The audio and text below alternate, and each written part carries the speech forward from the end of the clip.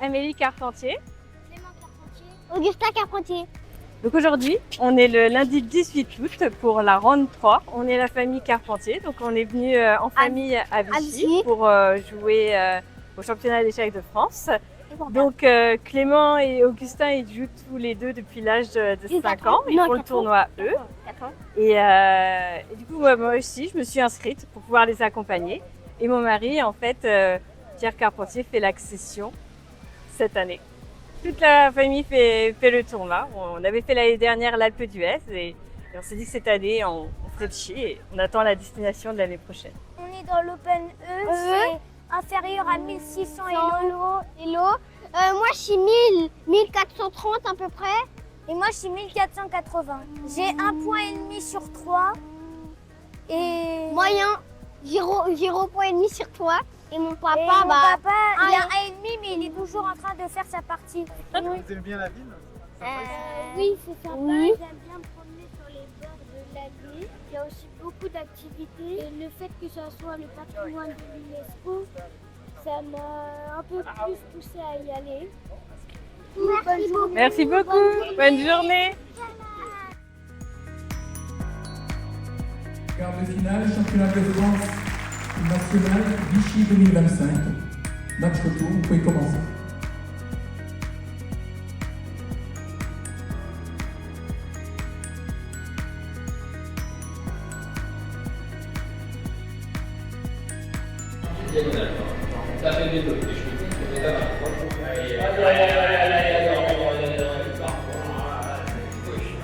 Un peu de grand jeu, mais. Et voilà, Ouais. Et c'est l'abandon. c'est l'abandon. Ouais. Étienne Bacrot qui élimine le champion de France en titre, Jules Moussard, à l'issue des 2 15+10, avec une ouverture incroyable. Bonsoir. Un gros match en partie lente. Les parties rapides, c'était un peu moins bien. Dans la première, j'ai pas très bien joué. Je pense qu'il aurait pu essayer de jouer un petit peu plus pour l'avantage. Il m'a laissé faire nul et dans la deuxième, ça s'est très bien passé pour moi dans l'ouverture. Je pense que je devais gagner immédiatement, mais j'ai loupé. Après, ça fait déjà une dizaine de jours que je joue. Je vais avoir ma première journée de repos demain. Si on compte avec l'Espagne juste avant, j'ai eu ma seule journée de repos. J'ai fait 12h30 de voyage. Donc là, de jouer à 10h30 du soir, j'étais. Mais là, une fois que j'ai passé cette erreur, je pense que quand je fais cavalier B4, je dois avoir un moyen à ce moment-là, je n'ai pas vérifié encore, de prendre un net avantage. Heureusement, son coup de défense, il a trouvé une belle défense, il a pris 5-6 minutes à ce moment-là pour me faire ce piège. Heureusement qu'après le coup de défense, je fais quand même encore un petit peu mieux et qu'il avait vraiment peu de temps à la pendule. Et je pense que j'ai gardé l'avantage plus ou moins toute la partie, mais c'est pas sûr. Et même vers la fin, là, il a fait une grosse erreur avec F4, si je dis pas de bêtises.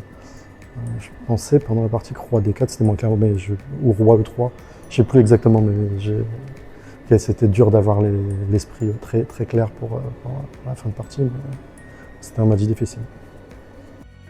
Match retour des blitz de départage, vous pouvez commencer la partie.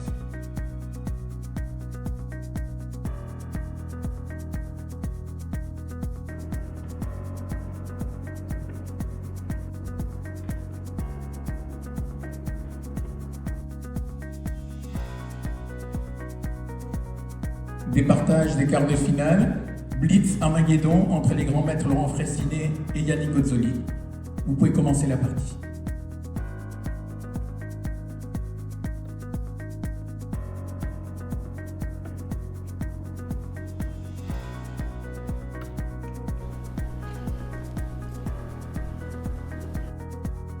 Et victoire du grand maître Laurent Fressinet qui se qualifie au bout du bout pour la demi-finale. Bonsoir. Ouais, alors mon match, j'étais assez peu inspiré dans les parties classiques, c'était très solide. La deuxième partie avec les blancs, je regrette un peu de ne pas avoir mis un peu plus la pression. Et puis après, il y a les rapides où honnêtement, j'ai pas très bien joué. J'ai été plutôt dominé et on a fait 2 parties nulles. Et après arrivaient les blitz. Le premier blitz c'était à l'image des rapides, j'ai perdu le premier blitz.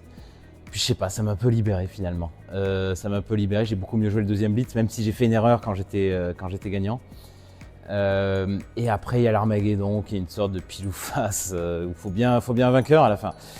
Et voilà, j'ai eu beaucoup de chance, j'avais peu de temps, je sentais pas très bien le temps, ça c'est un signe de mauvaise forme. C'est que je regardais la pendule, je jetais un coup d'œil et je pensais que en fait, j'avais moins de temps que ce que je pensais. Donc c'est assez mauvais signe quand on sent pas le temps passer. Et j'ai tenté un coup de semi, je suis un peu moins bien et j'ai plus trop de temps, donc je tente un coup de semi-bluff, je sacrifie un pion pour essayer de m'infiltrer avec madame.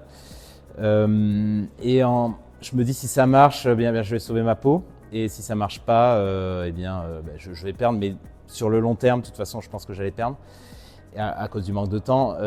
Et il a fait une gaffe improbable où il me laisse matin un coup. Donc beaucoup de chance.